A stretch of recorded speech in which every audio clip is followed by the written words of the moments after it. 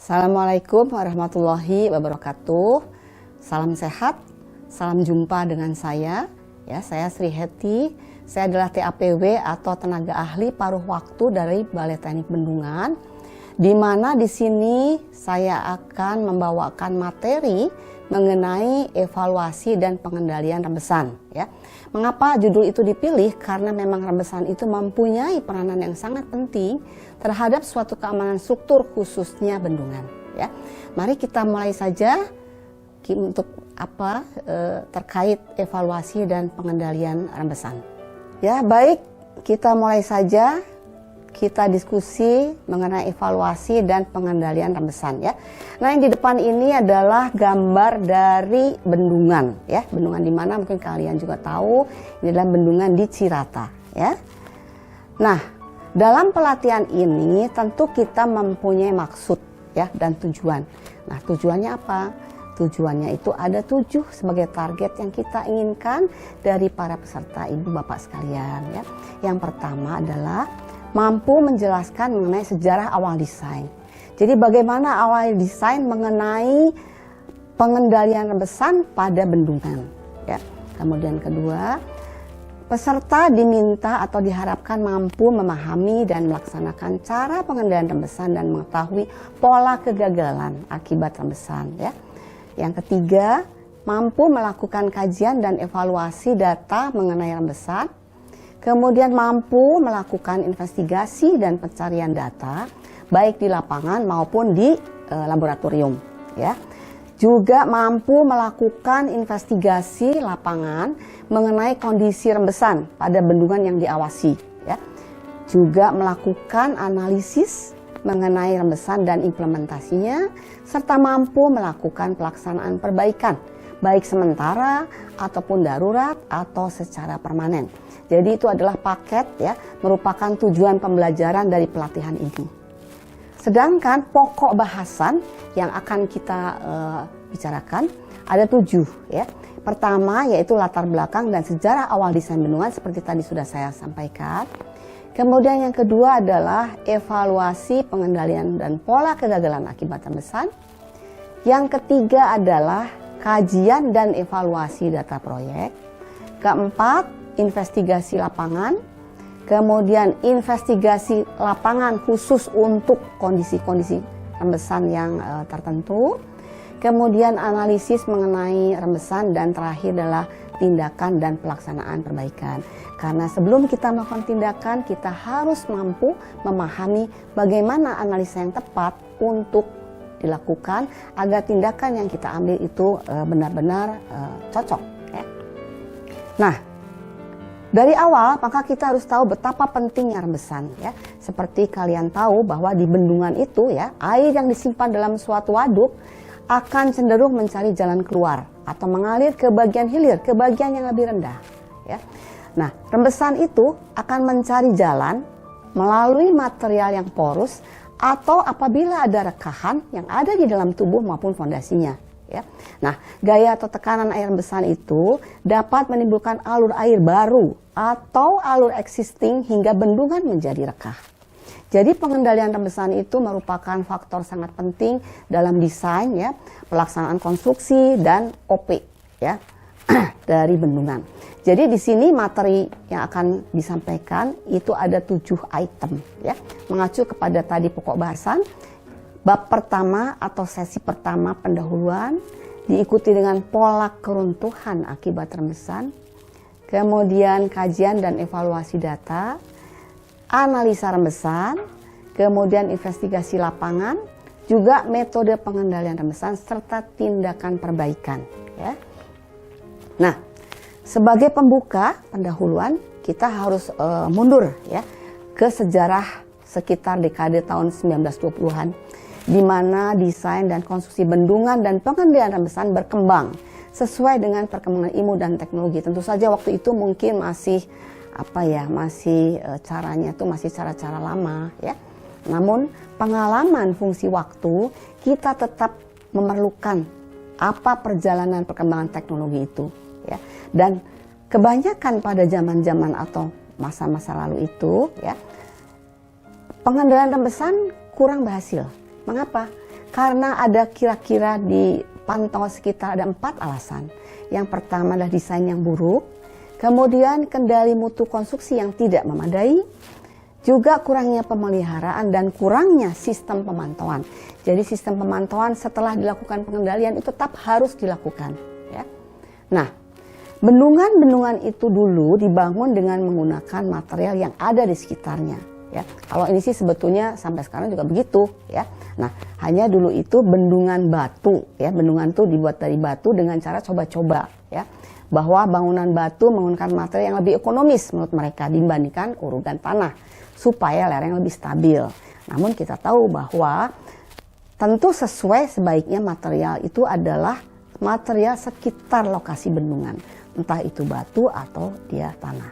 Ya. Nah, pada masa itu para ahli menyadari bahwa suatu inti tanah yang ditopang oleh urugan batu di hulu dan hilir adalah cukup berhasil jika tanahnya tidak masuk ke dalam pori-pori lapisan tanah berbutir kasar di lapisan luarnya, ya, lapisan luarnya. Nah, ini contohnya.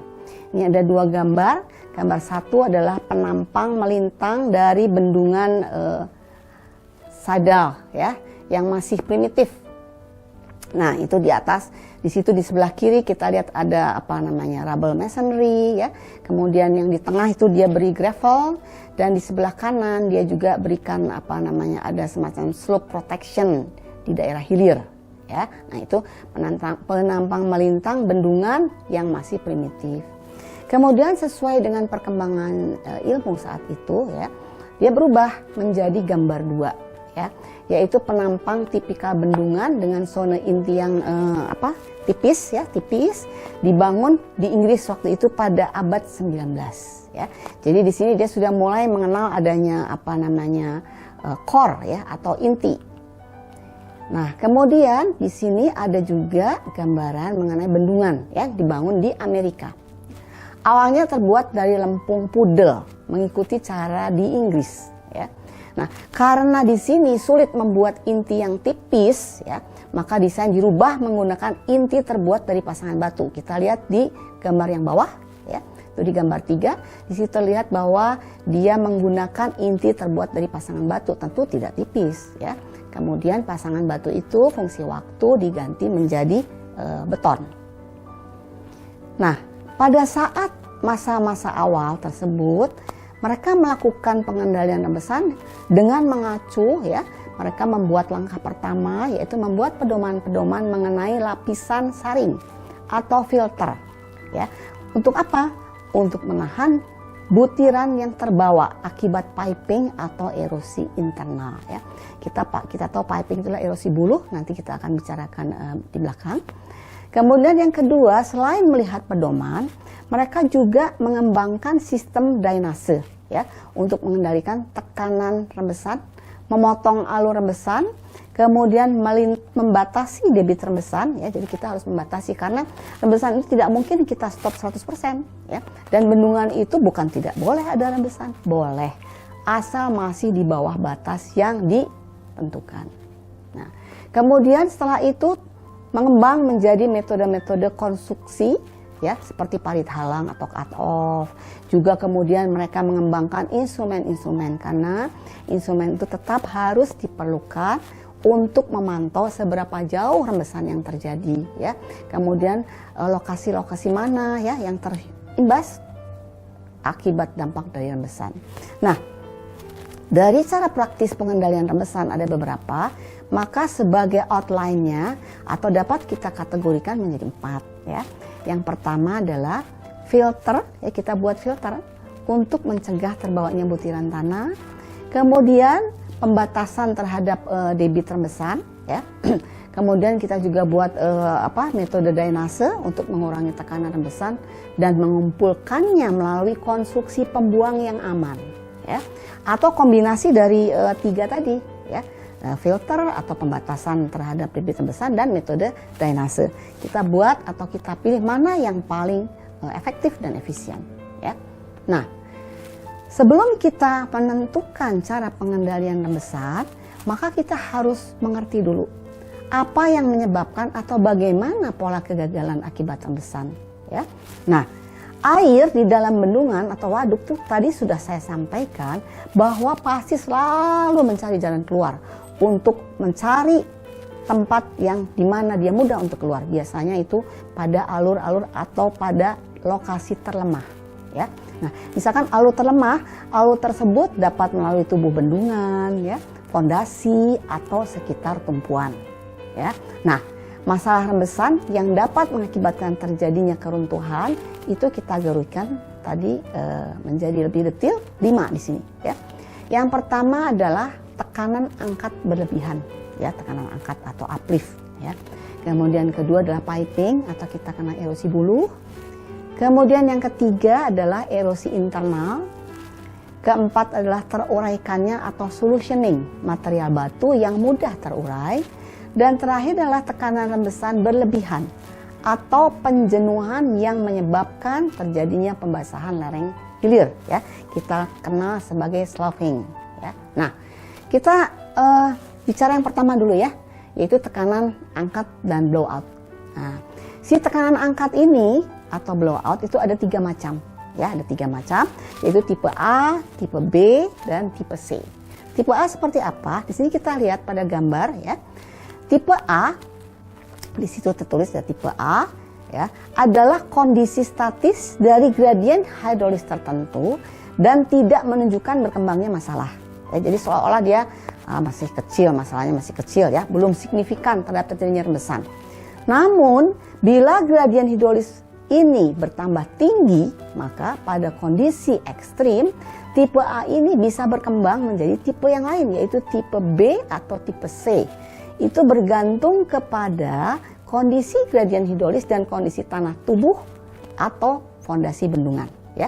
Jadi jenis tanah baik tubuh maupun di fondasi bendungan itu menentukan terhadap potensi terjadinya pengembangan dari blowout tipe A menjadi B atau C, ya. Nah, pada gambar selanjutnya di sini kita lihat ada 2 gambar. Yang sebelah kiri adalah tipe B, sebelah kanan adalah tipe C, ya. Tipe B adalah terjadi didih pasir yang membawa material, ya, yang diawali atau dimulai dari dekat permukaan tanah. Nah, jadi di atas permukaan tuh yang dekat tulisan tipe B itu, ya. Nah, tanah tipe ini mengindikasikan masalah yang lebih serius, ya. Jadi memerlukan tindak lanjut. Nah, yang di sebelah kanan, ya, tadi itu sebelah kiri, ya, tipe B. Yang di sebelah kanan kita lihat di sini bahwa ini sudah menunjukkan kondisi kritis. Kenapa? Karena gradien hidrolis yang ada mengakibatkan terbawanya butiran tanah di bagian bawah yang harus segera ditangani. Jadi kalau di awal tadi A cuman dia belum terbawa yang bagian bawah, ya. Nah, kemudian dia lanjut ke tipe B, dia mulai mendekat ke permukaan tanah. Dan kalau sudah tipe C ini, maka butiran yang di bawah dia mulai keluar, ya. Nah, sejumlah pisometer, ya, pisometer itu alat ukur, ya, instrumentasi dapat digunakan untuk memantau tekanan angkat pada fondasi hilir dan dapat mendeteksi, ya, kondisi yang tidak aman sebelum terjadi keruntuhan. Mengapa? Karena kalau kita diamkan, makin banyak butir tanah yang terbawa, ya, nanti mempengaruhi terhadap keamanan bendungan dan terjadi keruntuhan, ya. Nah, itu adalah blowout, tekanan angkat atau blowout, ya. Nah, kedua yaitu piping atau erosi buluh, ya. Nah, apa yang memicu kondisi piping? Ada 5. Pertama adalah terbentuknya aluran air atau alur aliran air, ya. Nah, gradien hidrolis pada tempat keluaran telah melebihi ambang batas, ya, sehingga berpengaruh pada jenis tanahnya. Nah, tempat keluaran dalam kondisi bebas dan tidak dilindungi filter secara memadai itu juga bisa menyebabkan timbulnya erosi buluh alias piping, ya. Atau ada kondisi lain yaitu terdapat tanah yang rawan piping, misalnya tanah dispersif, ya. Itu dia rawan piping pada alur aliran rembesan, ya. Nah, nanti kalau sudah mereka butir-butir itu terbawa, maka akan terbentuk pipa, ya, makanya namanya piping ya, dari pipa itu, karena hasil dari bawaan butir-butir yang bawa aliran air tadi dia akan membentuk pipa-pipa ya. Kemudian nanti di atasnya seperti atap sehingga akan makin lama makin membesar dan itu berbahaya terhadap keamanan bendungan.